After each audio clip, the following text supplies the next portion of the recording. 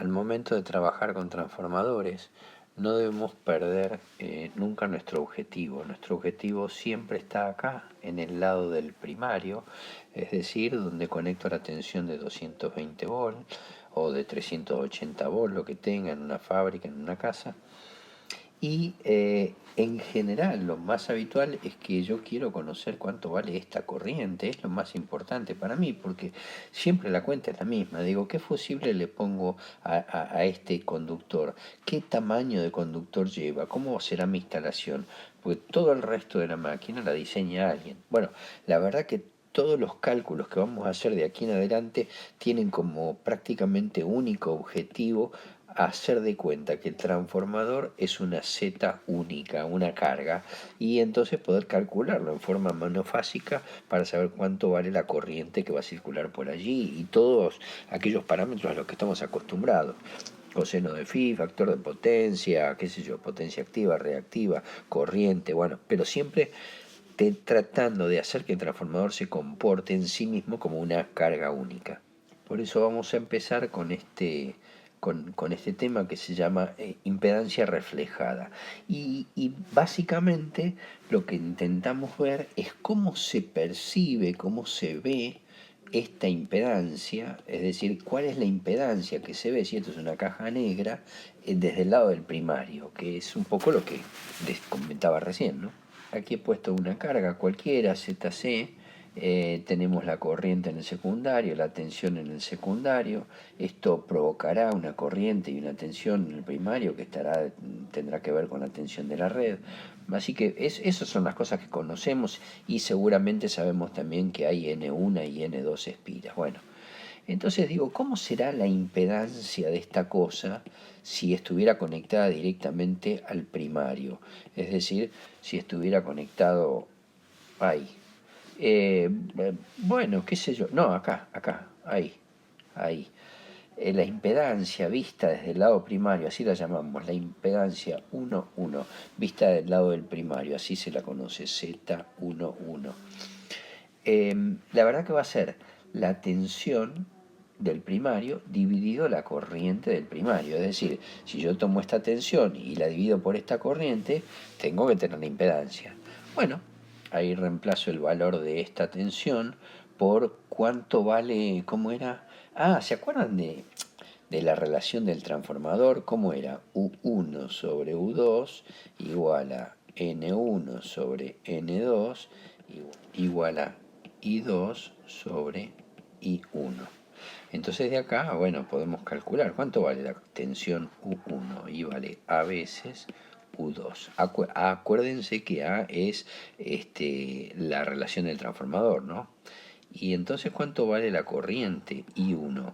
La corriente I1 vale I2 dividido A. Bueno, con estas dos me meto exactamente aquí y obtengo AU2 y 2 sobre A. Fantástico. Bueno, seguimos operando esto y entonces nos obtenemos A cuadrado U2 sobre I2. Pero resulta que este valor, si uno lo mira aquí, digo, ¿cuánto vale la tensión U2 dividido la corriente? Y bueno, es esta impedancia, que es la impedancia de carga. Así que esta es la ZC, que es la de carga que pusimos ahí. Y entonces la impedancia que se ve desde el lado del primario es A cuadrado por la Z de carga. Es decir, todo esto se comporta prácticamente igual que si yo tuviese una impedancia aquí que valga ZC al cuadrado. Por ejemplo, aquí tengo anotado ejemplo celular para hacer un ejemplo habitualmente en el pizarrón. ¿Cómo sería esto? Y si yo tengo un transformador y la corriente de cualquiera de los celulares que ustedes tienen seguramente dice que es, por ejemplo, 1,2 amperes, por decir algo, 1 amper. Y la tensión en la batería será, no sé, 6,3 volts. Entonces, ¿cómo se ve esto? Y bueno, la impedancia de lo que sería la batería, por llamarlo de alguna manera, sería 6,3 dividido 1,2. Es decir, la tensión dividido la corriente. y eso me da un valor equivalente a 5,25 ohms. Es decir, esta impedancia que está aquí se comporta como si fuera 5,25 ohms. La pregunta es, ¿cómo se ve la impedancia desde este lado? Si yo, esta que está acá, ¿cuánto vale? Bueno, según esto, la impedancia esta por A cuadrado, es decir, sería 5,25 por A, la relación del transformador, que era la tensión en el primario, 220, dividido la tensión en el secundario, que era 6,3. Y todo esto al cuadrado. El resultado puede ser asombroso porque a mí me dio 6.400 ohm aproximadamente. Es decir, todo se comporta como si yo hubiese conectado aquí entre estos bornes una impedancia de 6.400 ohms. Es decir, que la corriente que va a circular por acá, esta corriente va a ser los 220 volts dividido los 6.400 ohms. Y eso me da 0,034 amperes. Entonces, qué sé yo, la verdad que está medio raro. Hagamos algunas verificaciones para ver si todo esto corresponde, si está bien calculado. Por ejemplo, si yo hago la tensión U1 dividido U2, ¿cuánto me da? Esto me tiene que dar A, que es una constante, 220 dividido 6,3, que me dio 34,9. Bueno, es adimensional, porque estos son volt y estos son volt, así que es adimensional, ¿no? Pero también tendría que darme I2 sobre I1, tiene que valer lo mismo. A ver, I2 vale 1,2 y 1 vale 0,034 y 35,2. ¿Por qué me da diferente? Porque acá este número era un poquito más complejo. Vamos a hacerlo de vuelta el cálculo para ver cómo da. Ahora sí, recalculando, a mí me da 34,36 y si divido por 34,36, acá me da entonces 34,9. ¿Qué cosa? 34,9 veces que vale A. No es lo único a verificar. Por ejemplo, la potencia en el primario. Es decir, la potencia aparente en el primario sería U1 por I1. Y esto vale 220 por esta corriente que está acá. Y eso me da 220 por 0,03436. Eso me da 7,56 watts, 7,56 watts. Entonces también tendríamos que verificar qué pasa con S2, que sería aquí en el secundario, y va a ser U2 por I2. U2 lo tengo acá, era 6,3 volts, 6,3 por 1,2 amperes, y esto me da 6,3 por 1,2 me da 7,56, exactamente lo mismo.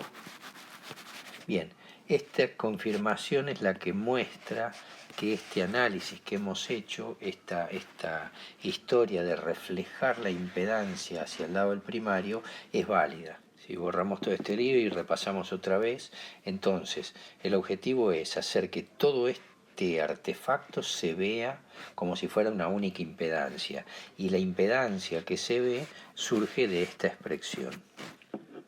Como dije, en los circuitos magnéticos, la verdad que todo lo que nosotros estudiamos como transformador ideal o como circuito magnético ideal ya deja de existir, y lo que tenemos es un transformador real.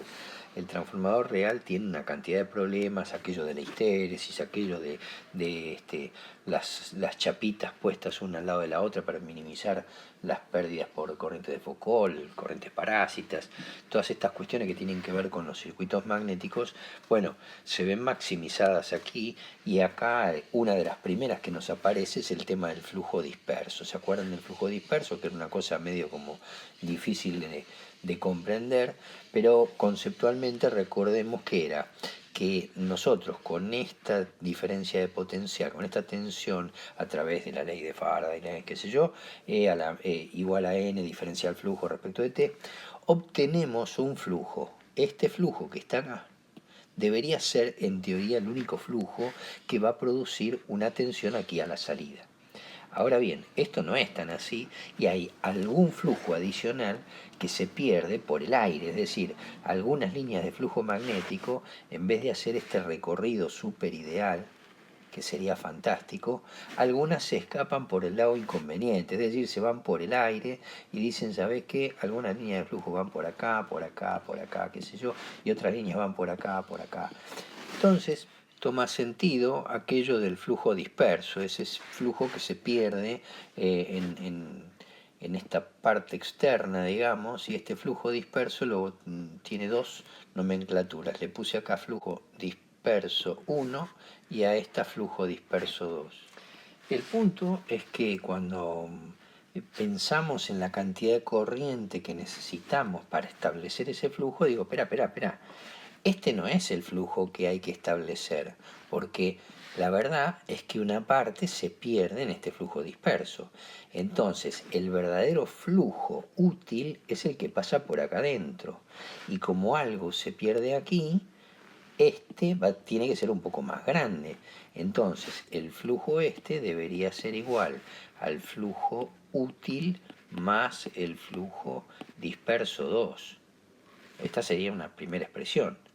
Y por otro lado, bueno, y el flujo que tengo que generar tiene que ver con eso, ¿no?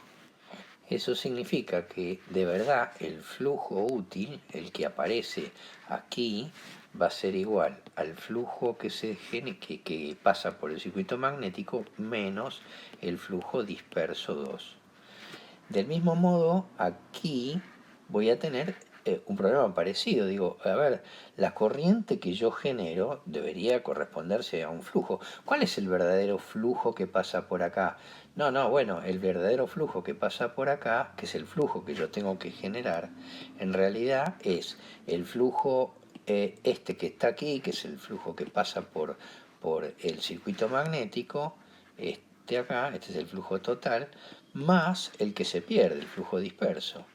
Así que ahí mi flujo total, el flujo que debo generar o producir con esta diferencia de potencial y con esta corriente, en realidad es el flujo total, que es la suma de estos dos. Pero por otro lado, este flujo, ojo que no es el mismo, porque el flujo útil que tengo acá es este flujo menos el flujo 2, ¿no?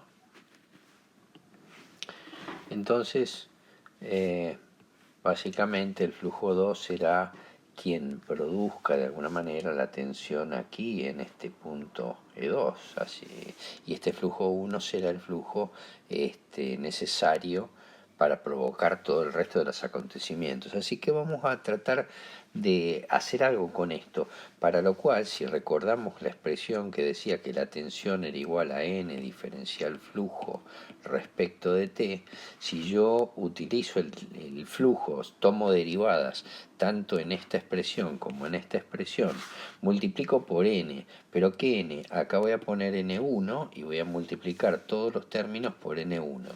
Y luego voy a hacer lo mismo con n2 y voy a multiplicar todos estos términos con n2, así que me va a quedar de la forma n diferencial flujo respecto de t y vamos a ver qué nos da.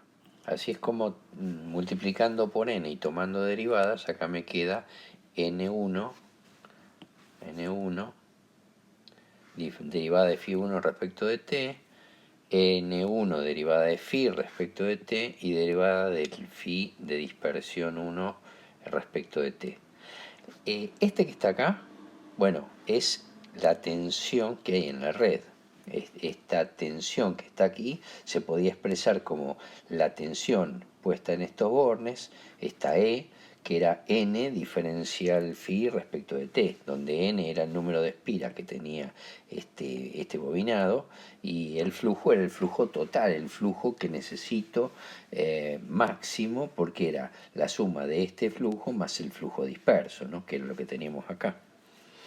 Por otro lado, este otro término que está aquí corresponde entonces a un flujo, pero nada más que al flujo este que está acá, es decir, sin contar con el flujo disperso, es decir, es la tensión neta que me queda, ideal, por decirlo de alguna manera. Y este último término que está aquí, tiene que ver con el flujo disperso, es decir, es como una pequeña tensión que aparece allí, producto de este flujo disperso. En definitiva, se podría pensar a esta expresión, esta ecuación, este asunto de los flujos, se lo podría pensar como la tensión de la red igual a una tensión menor sumada a una tensión producto de esta dispersión. Este es el punto. Estamos tratando de ver cuál es el efecto que hacen estas cosas, y el primer efecto que uno ve es que el flujo que se genera aquí, este flujo que se genera ahí, en realidad va a estar relacionado con esta tensión, y claramente va a ser un poco más chico que la tensión original, que es la de la red. Es como que hay un flujo un poco más pequeño porque algo se perdió en el camino producto de la dispersión. Por otro lado, veamos qué sucede en esta parte, la salida. Acá pasa exactamente lo mismo. Multiplicamos entonces por n2 y tomamos derivada, por n2 y tomamos derivada, por n2 y tomamos derivada, y nos queda un primer término que tiene que ver con el flujo 2 respecto de t, que es la tensión que aparece aquí en Bornes. Es esa tensión. Por otro lado tenemos esta expresión que depende otra vez de este flujo, que es como la tensión ideal que aparece, y es decir, la que generaría en principio, y el flujo disperso que provoca también una tensión producto de este fenómeno que se está perdiendo ahí. En definitiva, es como que la tensión que efectivamente tengo a la salida, esta tensión U2, en realidad se comporta como una especie de tensión ideal, E2, menos algo, menos una caída de potencial. Hay como una especie de caída de potencial acá, que sería el flujo disperso 2. Lo mismo me pasó aquí en esta expresión. Así es como surge un primer modelo matemático para el transformador, un circuito equivalente, muy básico, muy simple, que dice, mira, esto que está acá es el transformador ideal, pero la verdad que en el transformador ideal es el que transforma la tensión que aparece aquí a través de un flujo de tensión del primario a tensión en el secundario. Pero ¿cuál tensión? Y digo, no, la tensión en el primario que es capaz de transformar es la útil que le quedó después de haber perdido un poco de tensión por culpa de la dispersión. Y esta tensión que está aquí en el primario se convierte en una en el secundario. ¿Cuál de todas estas? Esta tensión en el secundario, que es la ideal en realidad, porque a esta tensión que está acá, si yo le resto una caída de potencial aquí, que es esta caída de potencial que le estoy restando, me queda la tensión en Bornes, que va a ser más chica. Este es el fenómeno, es como que voy perdiendo algo en cada camino. Después viene la discusión de por qué pusimos acá una reactancia, y tiene que ver con la forma que tiene esto. Al tener una derivada, si la tensión es de la forma seno, me queda que la derivada de eso va a ser un coseno, y hace lo mismo o se presenta de una forma muy parecida a L diferencial I respecto de T, es decir, se parece muchísimo a esta historia de la reactancia diferencial corriente respecto de T.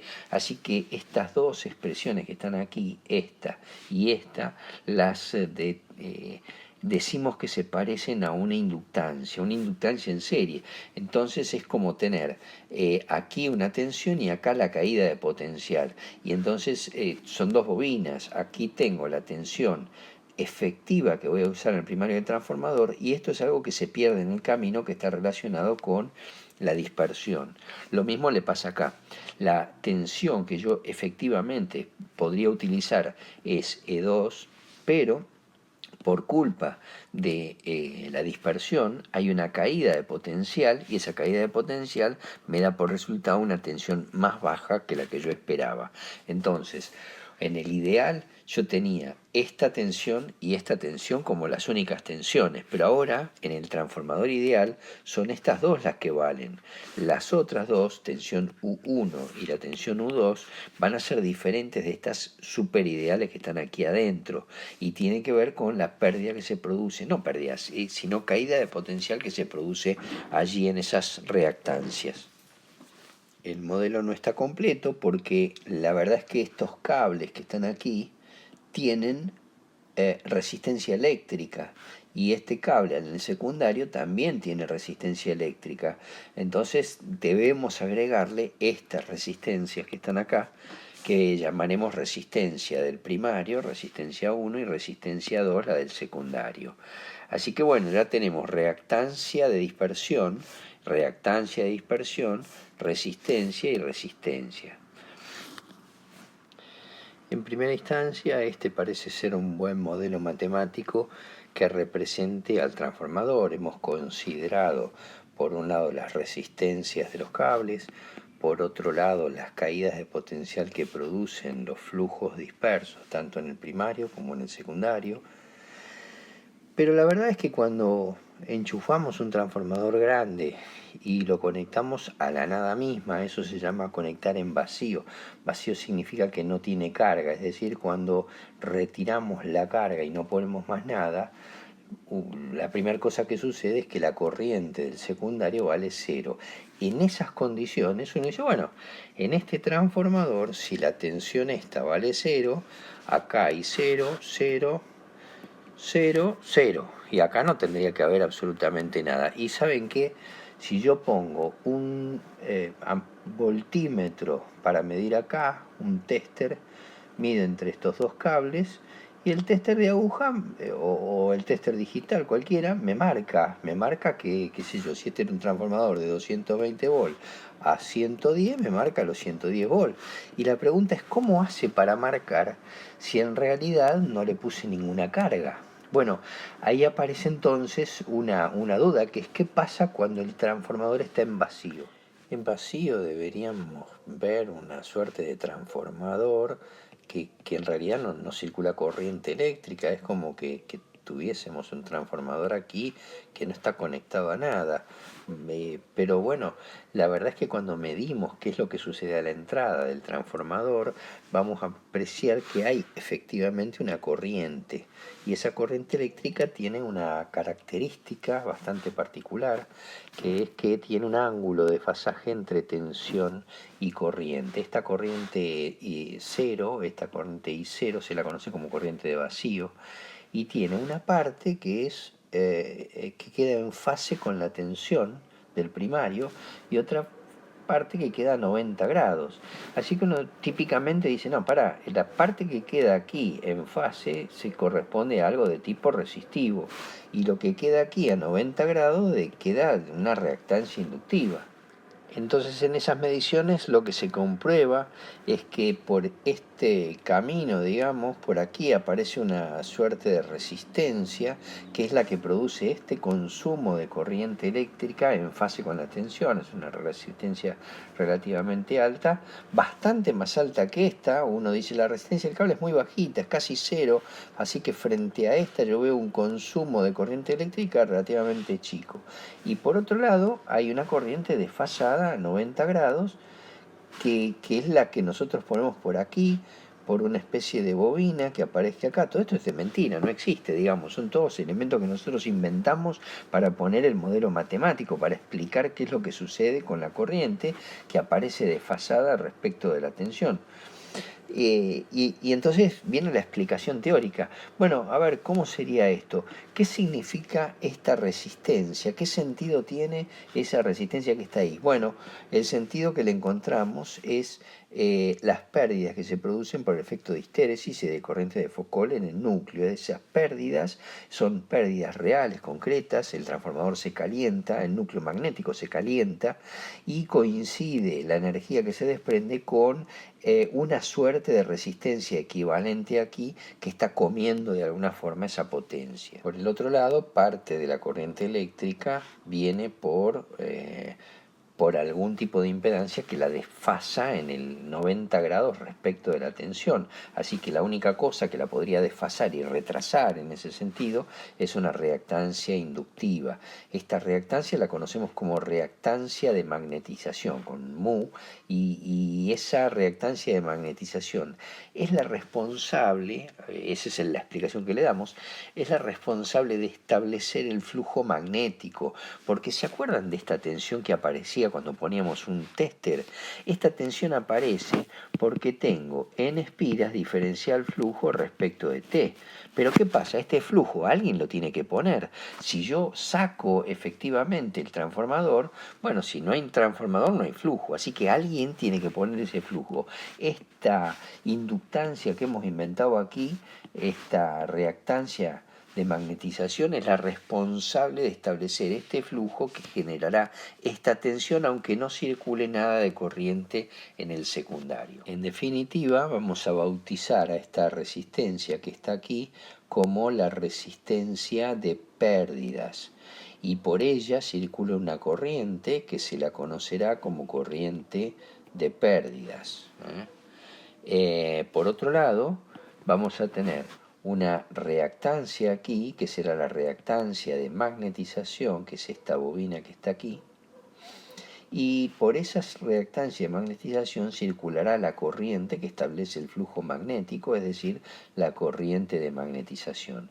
La suma de estas dos, de la corriente de magnetización, que está a 90 grados, y la suma de la corriente de pérdidas, que está aquí, me va a dar como resultado final la corriente de vacío, es decir, que aparece en el primario del transformador como un consumo pequeño, pero consumo al fin, cuando en el momento en que a la salida no circula corriente eléctrica.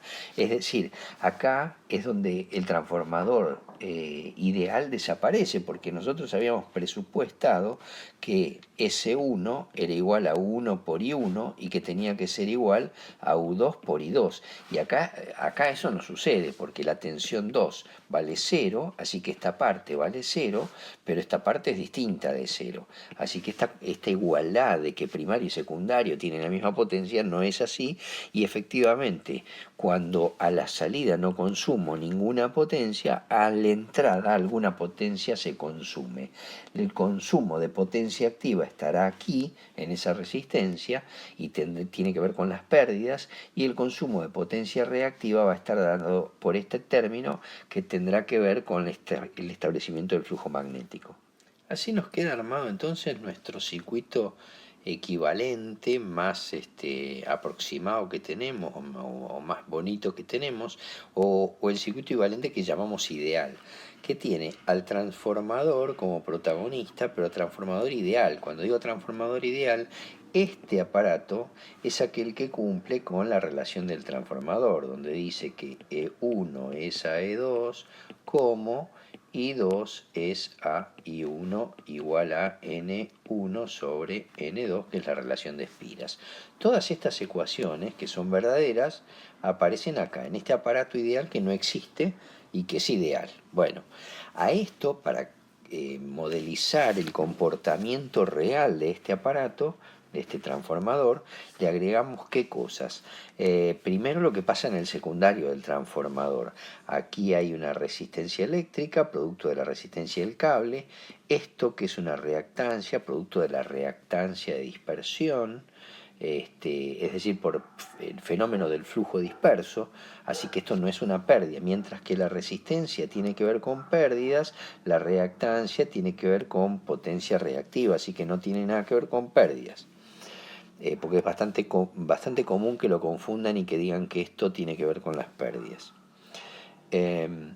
Y si uno revisa un poquito, digo, mirá, acá tengo una malla, la tensión que tengo acá, que es E2, no puede ser igual a U2. Hay una caída de potencial ahí. Así que cuando circule corriente eléctrica por acá, esta corriente, esta diferencia potencial se va a mostrar y esta caída de potencial en esta impedancia es la que yo no deseo, pero tengo ahí. Así que esto representa al bobinado, básicamente el bobinado de secundario.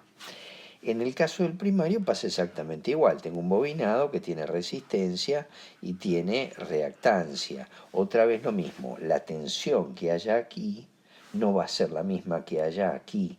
Es decir, aquí va a haber una caída de potencia producto de la y corriente por esta impedancia. Entonces la tensión que voy a ver aquí, que será la E1, esta misma tensión que está acá, es la tensión que idealmente le llega al transformador. Va a haber una merma en esa tensión respecto de la de bornes que hay en el exterior, ¿no? En el primario. Y por otro lado, nos queda el núcleo magnético, que es el responsable de colocar acá una suerte de resistencia que se calienta, no formalmente una resistencia porque es un modelo matemático, pero el núcleo magnético se calienta producto de la histéresis y de las corrientes parásitas de Foucault, y por otro lado teníamos la reactancia inductiva que está allí, que produce esta corriente. La suma de estas dos producen esta corriente que está acá, que es la corriente de vacío. Esa corriente que está cuando aquí a la salida no tenemos nada. Pero bueno, ahora tenemos algo, le queremos poner efectivamente una resistencia. Y si le ponemos una resistencia, va a suceder que por aquí circule una corriente eléctrica. Al ponerle esta impedancia de carga, por acá va a circular una corriente eléctrica. Entonces la pregunta es: ¿de dónde sale esa energía?